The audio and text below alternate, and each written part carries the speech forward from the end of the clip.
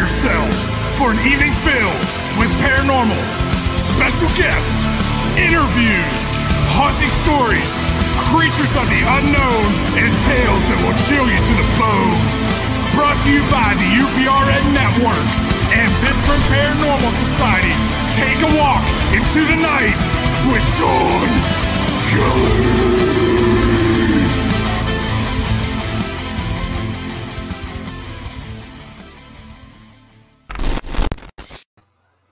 Hey, good evening, everybody. Welcome to Into the Night with Shawn Kelly. How is everybody doing tonight? We are on UPRN Radio 105.3 in New Orleans. How was everybody's Halloween? Did you have fun? Did you get dressed up? If you went to a party and you got drunk, I hope you didn't drive home. I hope you had somebody to, take you home. But it was okay over here. We had about 130 kids, and this year we did something totally different. We passed out microwave popcorn, and the kids were like really, really excited about it. They said, "Oh my, popcorn!" And a couple of parents were saying, like Jason says, they're going to tax their children. Dad tax is what he calls it. But the parents, it was a very enjoyable evening. In the morning, though, it was raining really hard.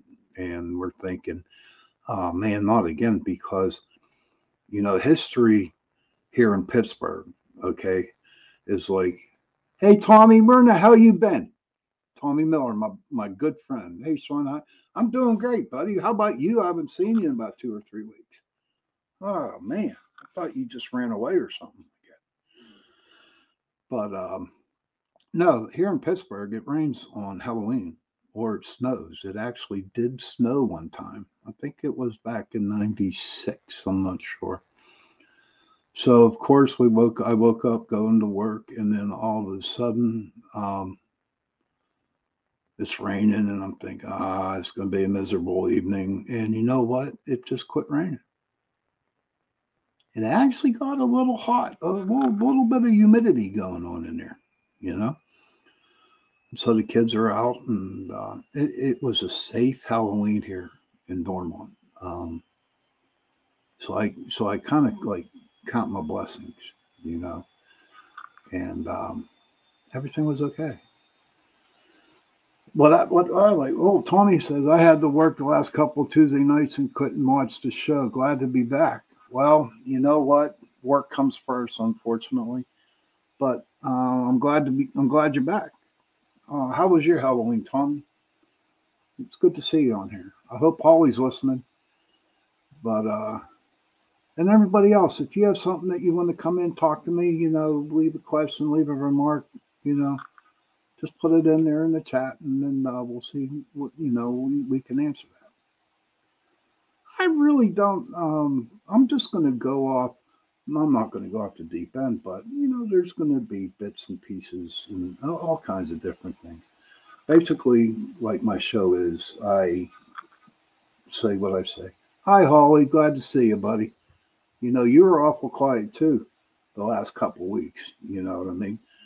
And I was like getting a little nervous because y'all weren't there.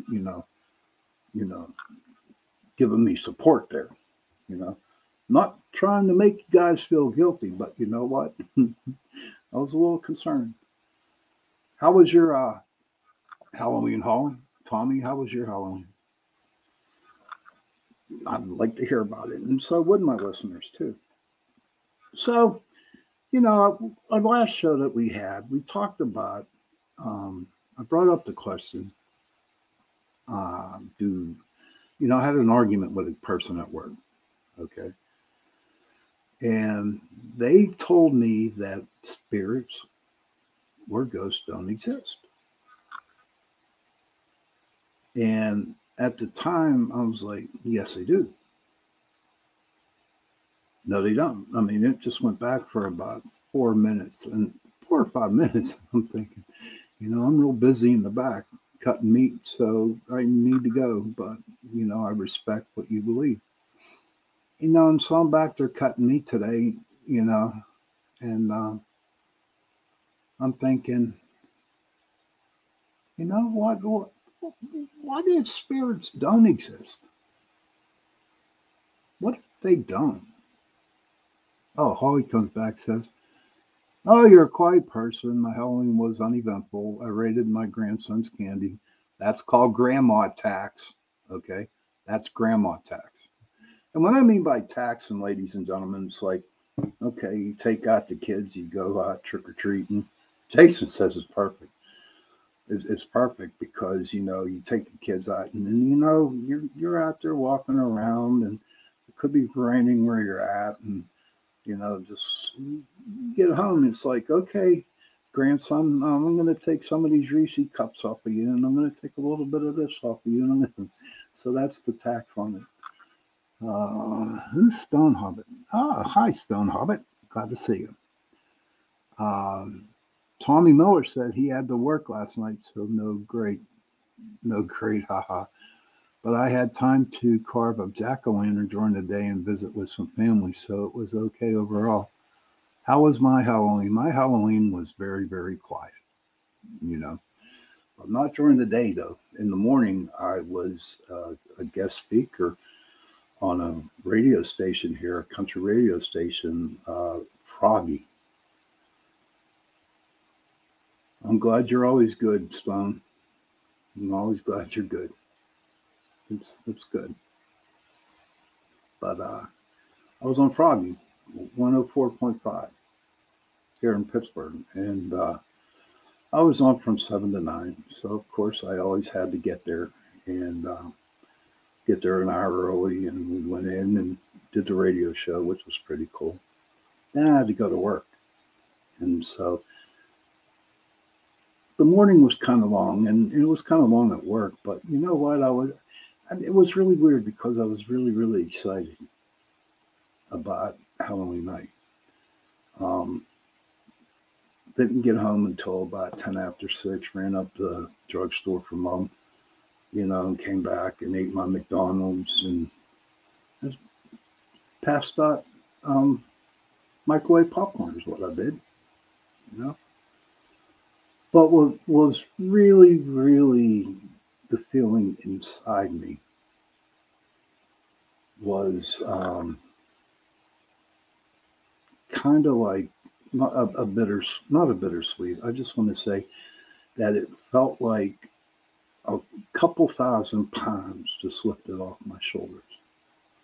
And you're saying, Shawn, why did you have a couple 1,000 pounds on your shoulder? Well, like I've been telling people for the last 2 weeks, I have retired from, paranormal investigating, and I kind of like dismantled the Pittsburgh Paranormal Society group. And it just felt really, really good. A lot of burden off my shoulders. Because for 17 years, going out and trying to find a place to investigate, and going here and going there, going on this radio station, getting an interview from a newspaper, something like that, it finally took a toll on me, But my friend Val, I talked to her. And she's been with me since almost the beginning of the group. And I love her dearly. She's like my sister, and I consider her sister. And so whenever I come into something to where I want to do, like the retirement, I sat down and I talked to her. And it was great because she listened and she gave me her suggestions, and I made that decision.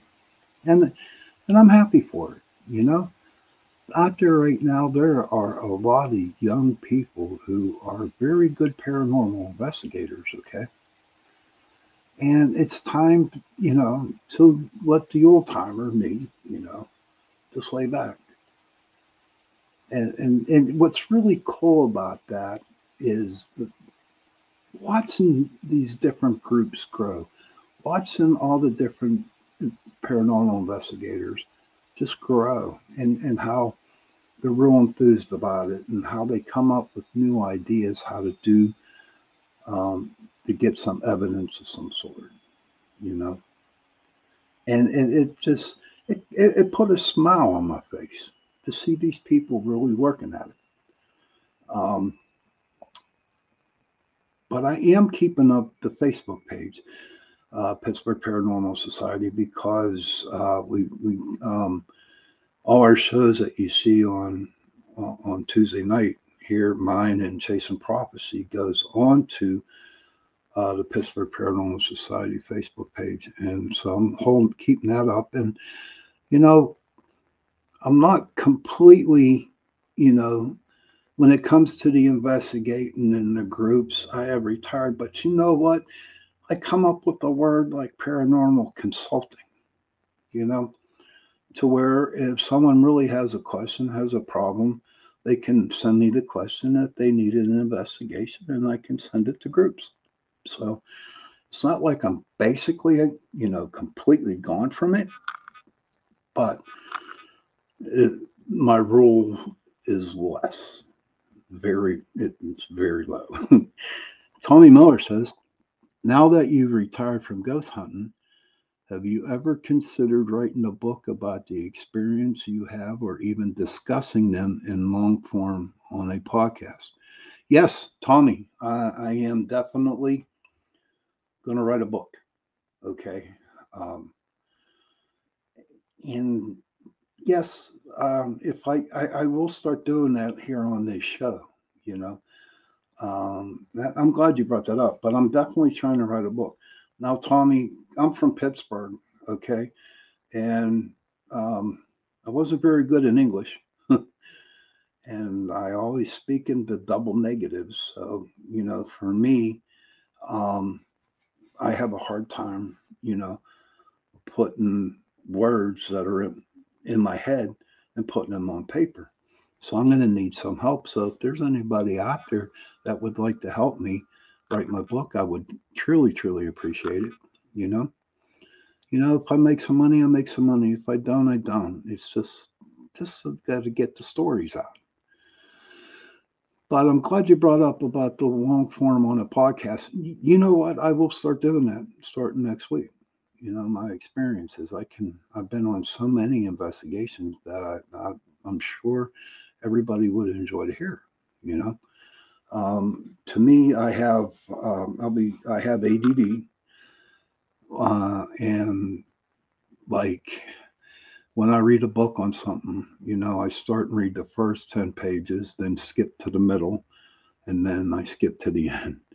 And that's how I do it. I just don't have the patience to actually sit there and read a book. So writing a book is going to be kind of hard, but you know what? I'm all up for it, because I would love to share my experiences with everybody, because there were so many experiences that I had.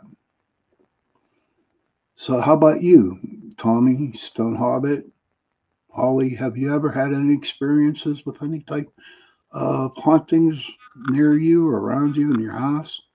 We would love to hear it, But back to what I was originally talking about, when the person I was arguing with, no, it wasn't a massive screaming, downright argument. It was just like a little tuss, a little sparring match between me and this person. And I did sit back and I thought about it, and I asked the question to myself as I was cutting meat, and I said, "Self, what if she's right? What if spirits don't exist?"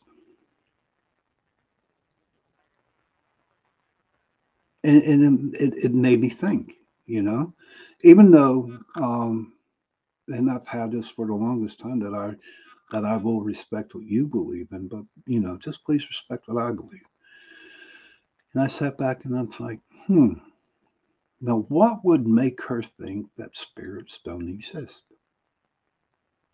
Now, she could be, a Christian, a Catholic who who are taught that no, there's no such thing as ghosts. But I didn't, really want to get into more of a debate with her, being that, I had to go and cut meat. I had to go back to work. Um, and I thought about it, and so I brought it up on the last show, and it's pretty interesting. I like what Jason had to say about, he had a theory that's going on, and he's not sure about it. I'm going to steal it from him. It's like when you die, energy can't, said something about you can't, get rid of energy. So when you die, your energy hangs out here, but your soul goes to heaven. Okay.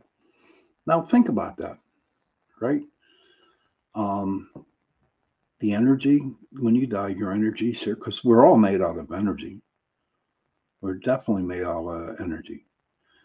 Now, going on an investigation, we pick up, think about it, we pick up mist, okay? We pick up ectoplasma, okay? We pick up, I call them squigglies, okay? In the paranormal field, they call them rods, but I like to call them squigglies, okay? And is that just energy? Could it be a ghost or a spirit? Could it be John Ventry? And I respect what John believes in. He said, "Oh, it could be a demon." You know, but are demons and spirits the same thing? According to some people, yes. But to me, back to where I was getting at. Oh, Tommy wrote something. He put a capital. I had a crazy encounter at the Quaker church like 10 years ago or so. That place is very haunted. You know what? Tommy, I've been there twice. I'm going to share a story with you tonight. Then I'll get back to what I was talking about. But we did an investigation. This was back in 2007 when we went to Quaker Church. And like Tommy said, it is very, very, very haunted. It's creepy. It's on a dirt road in Perryopolis, PA. But you can't go there now.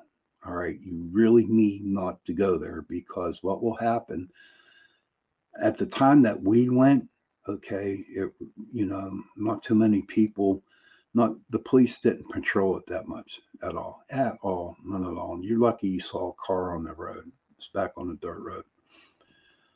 But recently, there's been a lot of people that are getting citations for trespassing. And yes, the cops, they do travel up and down that dirt road. And if they see you in the cemetery, okay, they will give you a ticket for trespassing. So, you just stay away from the place. It's nice to read about it and hearing people's stories, but to actually go out there, you are, there's possible that you could get arrested for doing that, and you don't want that to happen. I don't want to see it happen. But back to the experience of the Quaker, the first time we went there, I had a guy in my group that believed in calling out ghosts, okay? Calling them every name in the book, tried to get a reaction out of them. And so he did, in the cemetery, there was just like a little chapel. Okay. I kid you not, honest to Pete. Okay. There was this big, dark, not so happy spirit in the corner. Okay. Tommy, if I'm not mistaken, that was the Quakers then, or the Puritans, or were they the same? I don't know. I want to say the Quakers.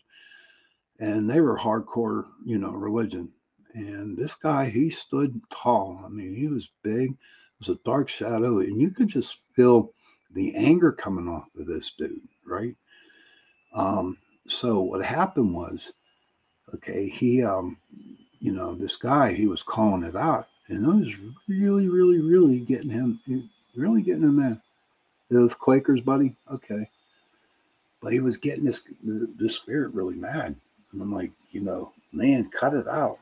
Relax. Don't relax. But he just kept on doing it to get a reaction. Well, the kid got a reaction. And here's the reaction he got. This is no lie.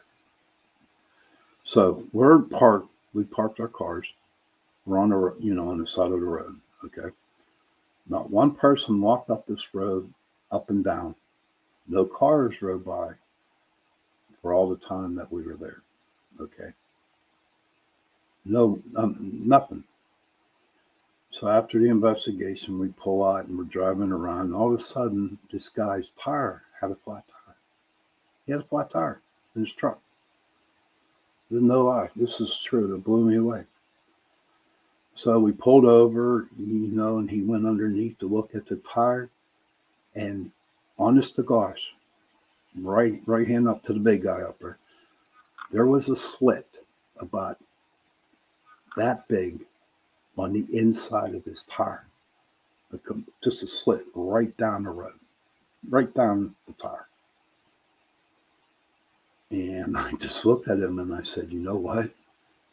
That's what you get for, trying to get a response from somebody, especially a spirit, and not a really happy spirit. But there at the Quaker, too, we also encountered a woman in a red dress. She was like, that was one of the legends that this girl you could actually see the girl in a red dress and walking around the cemetery. And there was a bunch of us that did see it, But with it being in Periopolis and it being, called Quaker Church Cemetery, yes, it was very, very, it's a very, very haunted, very nasty, haunting place to go. So thank you for sharing that with us, Butter, Tommy. Appreciate that.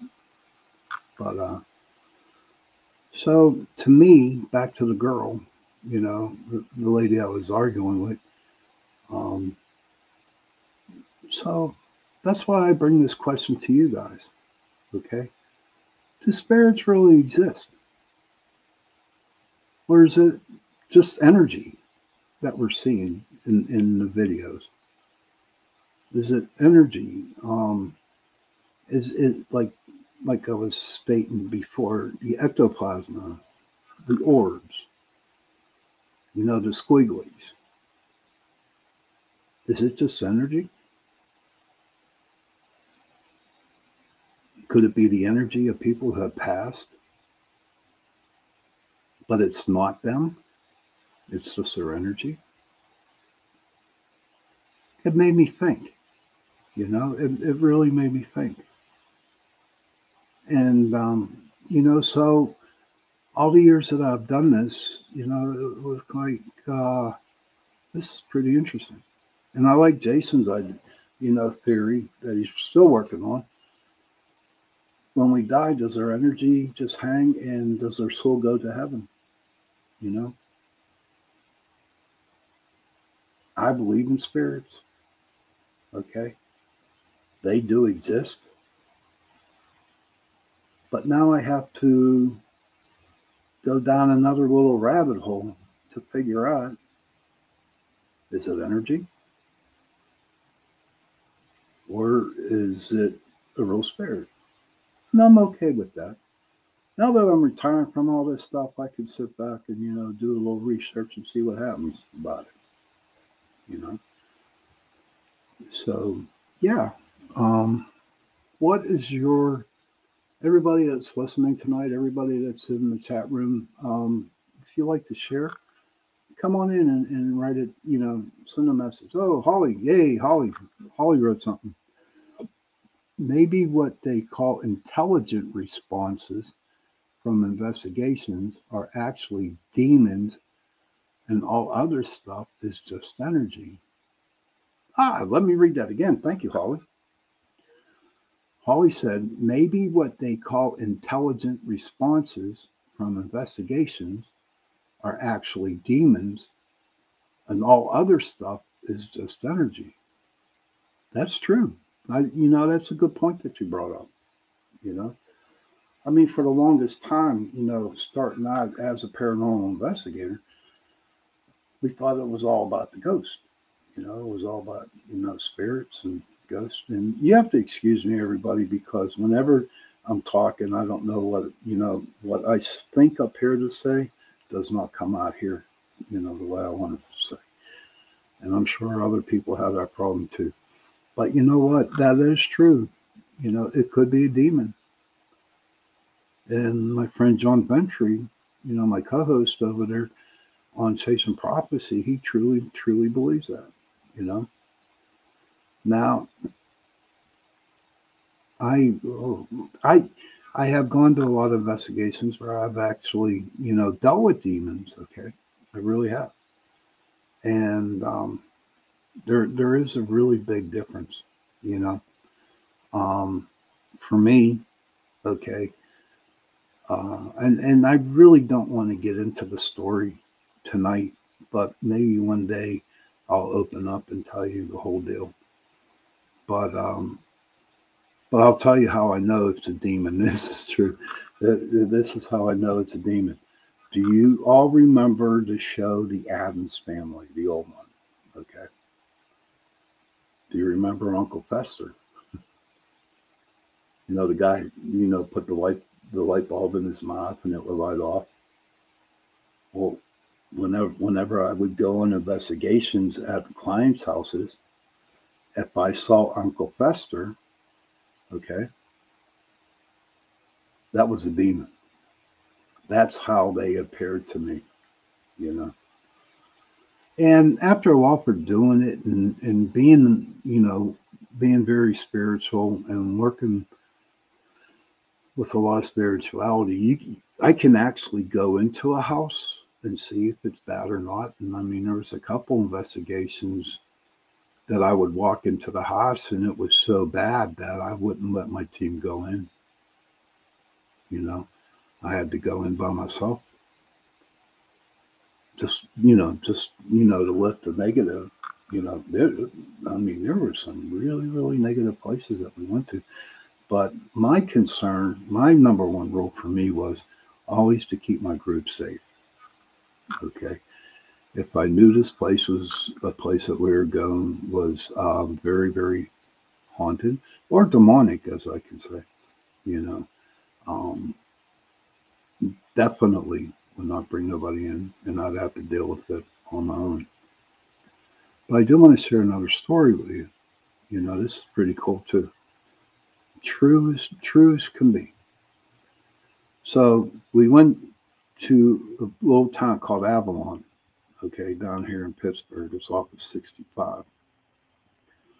And so we went to this house, and the house is all full of antiques. Totally antiques in it, Sue's mom, she had an antique store, and, when they closed down, they all took it down to the house. The only bad thing about that house was there is one room full of baby dolls. All kinds of dolls. Scary as hell. I would not walk into that room. You can put me in a very haunted house. You can put me in a place where there's a lot of demons, but you put me into a room full of dolls or clowns, I'm done. That's it. I'm not going in. But what happened was she had this old time Ouija board, okay? And she was holding on to it, and I says, that's not a good thing to have around the house. Because when you play with the Ouija board, right?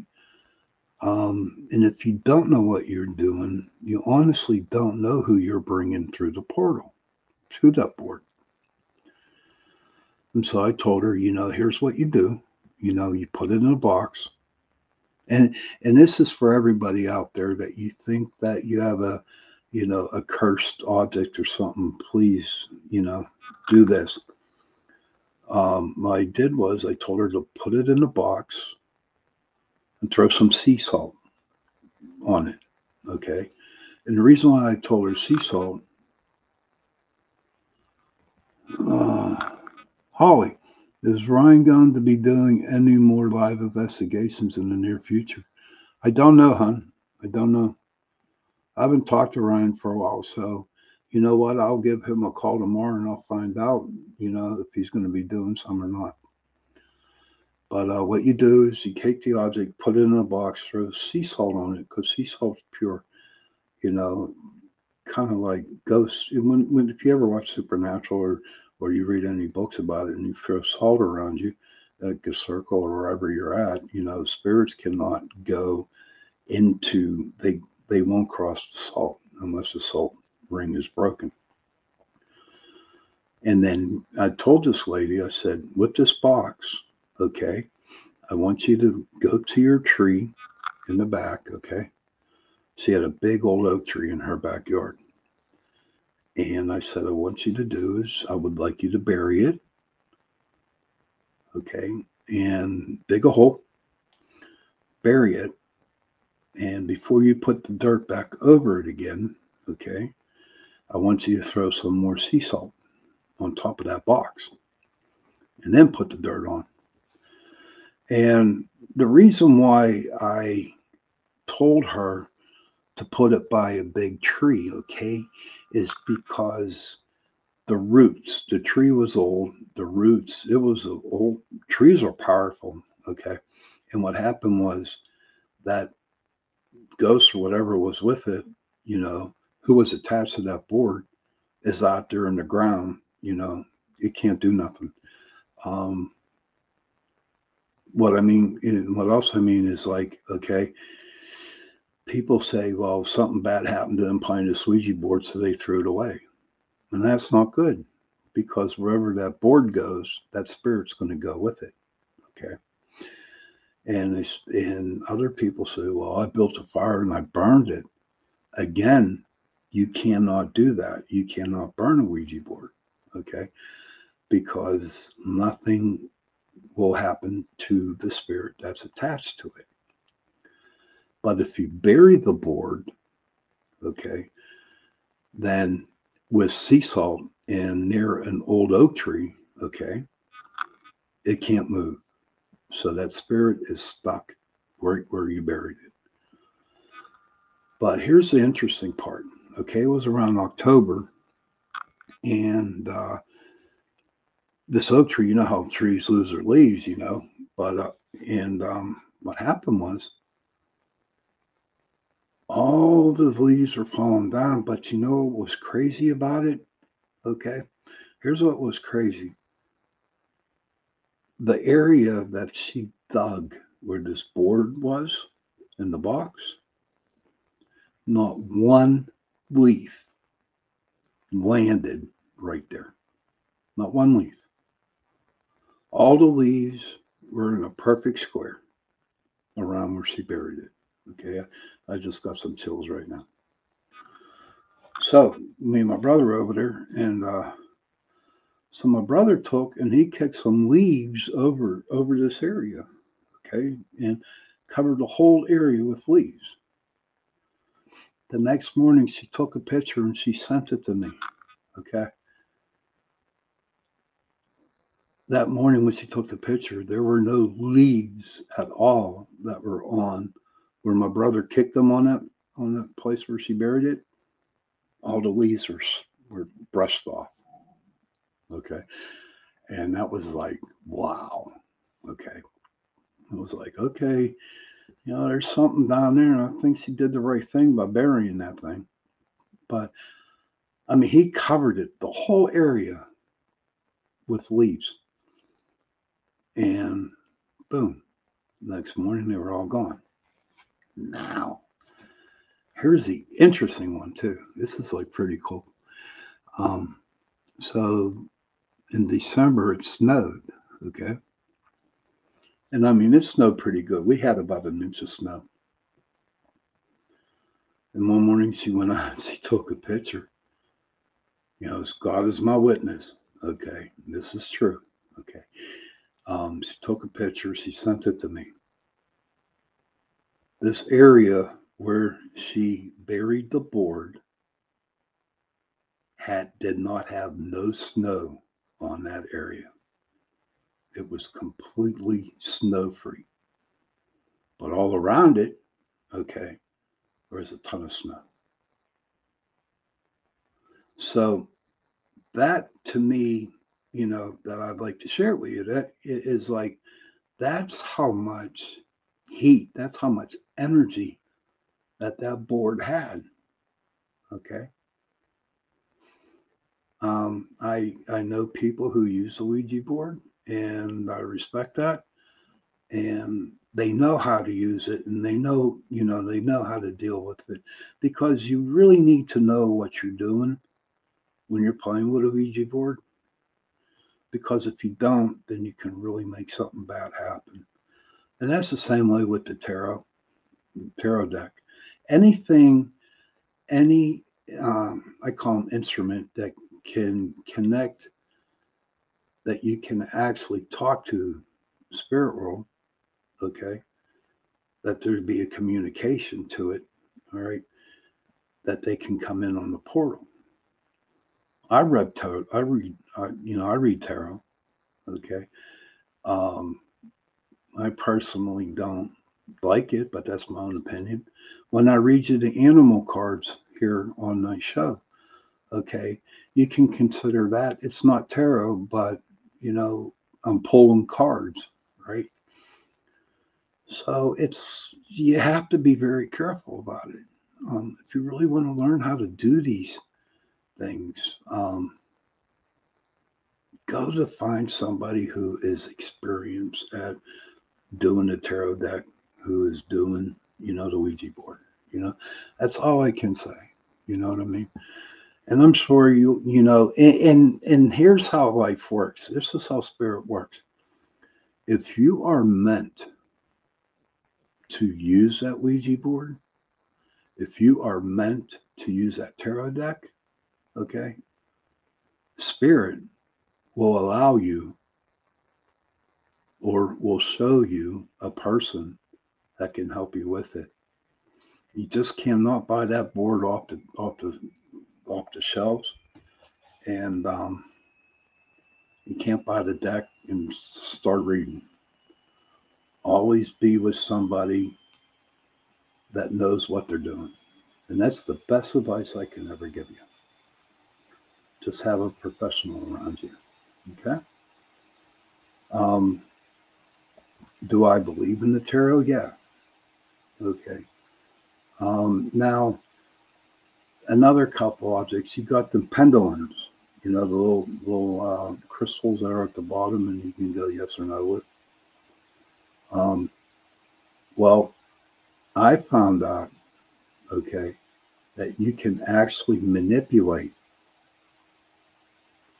the pendulum to go right or to go left. And I've done some experiments with it, to where I would hold the pendulum and I would say, "Is my name Patrick?" And it would go yes. It would go clockwise, right? And then I would say, "Is my name Shawn?" And really weird, because I manipulated it to go counterclockwise, which means no. So I kind of like, the only way for a pure reading from a pendulum is that you need to put it on a hook, okay, and don't touch it, and see if it actually works. Okay, that's the best advice I can get you. If you really want to know if the pendulum works, put it on a hook and don't touch it. Then you start asking the questions.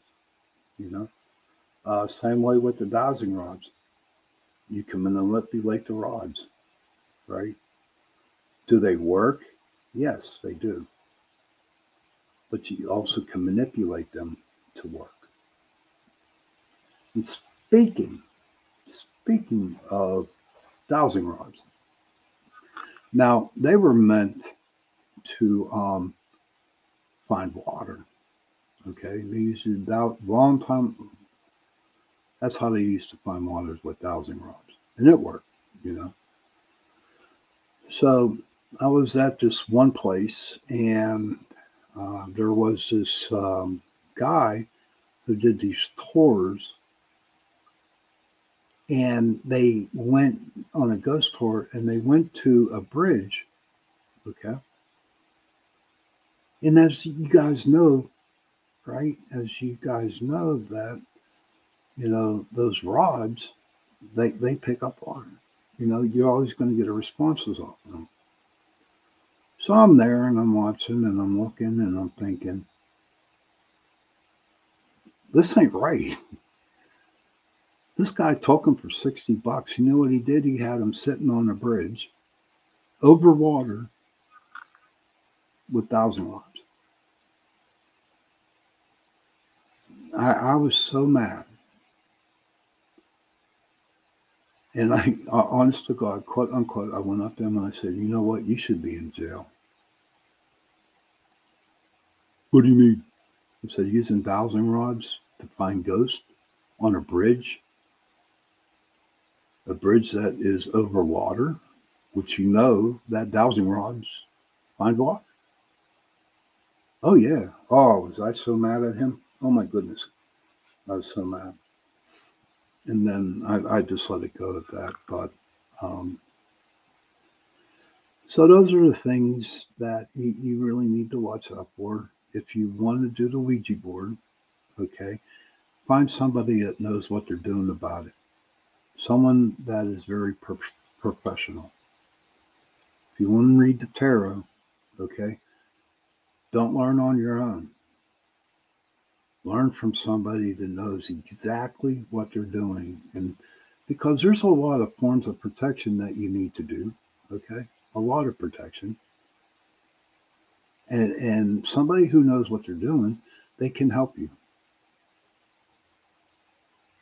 So go for it if you want to do it, but make sure somebody's there to help you out, okay? Now, if you want the pendulum, okay, what you need to do is put that pendulum on a hook and don't touch it. And then you'll get your true reading on the pendulum, okay?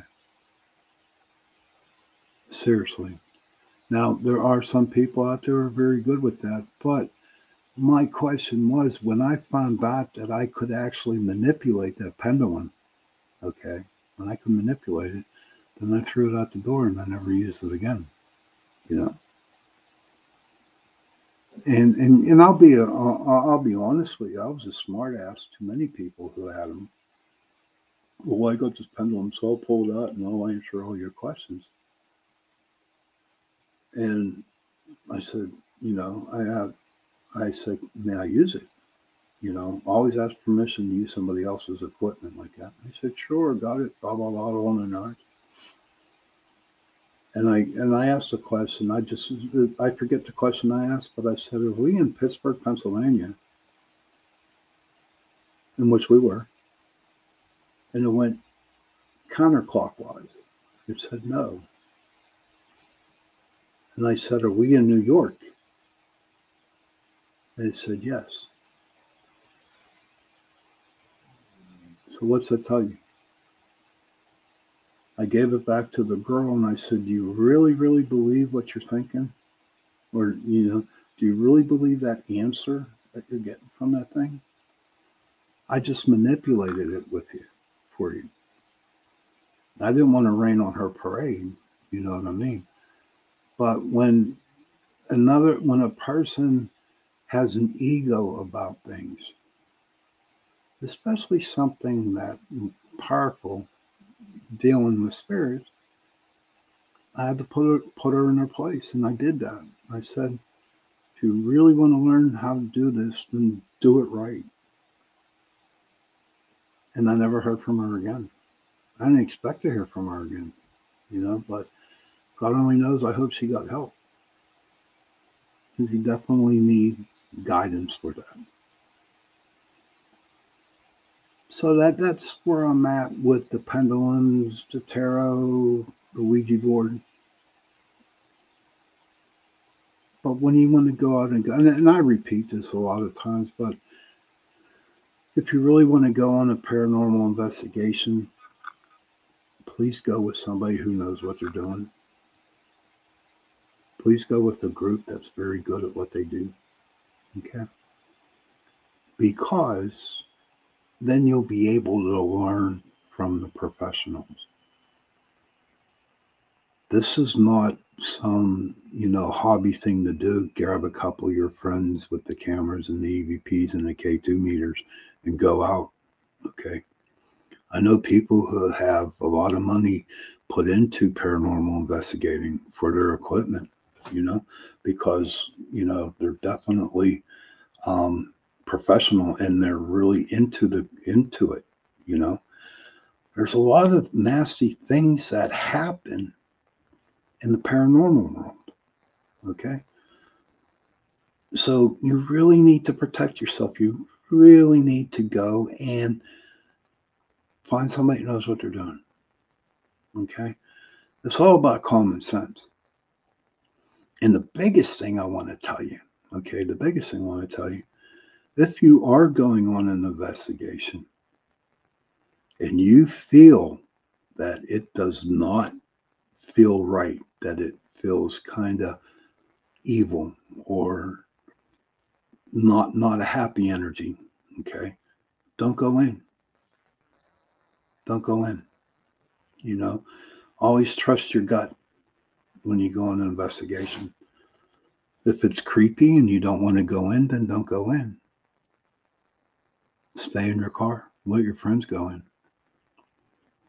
It's okay to say no to something like that.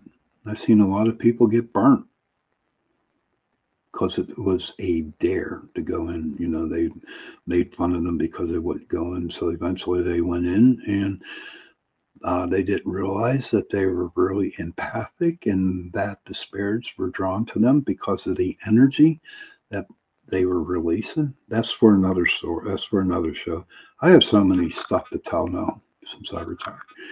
But there's a lot of things I will be talking about in the near future. But you know what? When you're an empath and you're releasing all kinds of energies, okay, the spirits are going to be attached to you. And if you do not know how to protect yourself, okay, you are going to get burnt. You're going to have something being attached to you. This is what's going to happen. And then you're going to have to call people like me, like Tara's group, like Jason's group, to come in and fix up the mess. So just be careful, And if you have any questions that you want to ask me, please feel free. Feel free to send me a message on the Pittsburgh Paranormal Society Facebook page, and I will answer them for you. Okay? I definitely will. But it is getting close to the witching hour. I got 2 minutes, maybe 3. So what I want to do is I want to thank everybody. Tommy, it is so good to see you. Stonehop, it really great to see you. Holly, definitely. I'm glad you guys came back tonight, because I did miss you. But thank you for watching my show, everybody. And thank you for listening, wherever you're at. And I hope that next Tuesday, you'll be able to tune in to Chasing Prophecy. That's from 9 to 11. And my show, Into the Night, with Shawn Kelly, from 11 to midnight. I would like to have a lot, Oh, TikTok. Something came on the screen. So I was trying to put... Who was that? Who knows? That's okay. Everything happens for a reason. Everything happens for a reason. So, everybody, you have a good night. And children, please, please, please, go up to your parents, give them a hug, and tell them you love them. And parents, thanks, Holly. Thanks, Tommy. And parents, please go to your children and give them a hug and tell them that you love them. Those 3 words, I love you, go a long way. So see you next Tuesday here on UPRN Radio 105.3 New Orleans. And happy hunting. Good night, everybody.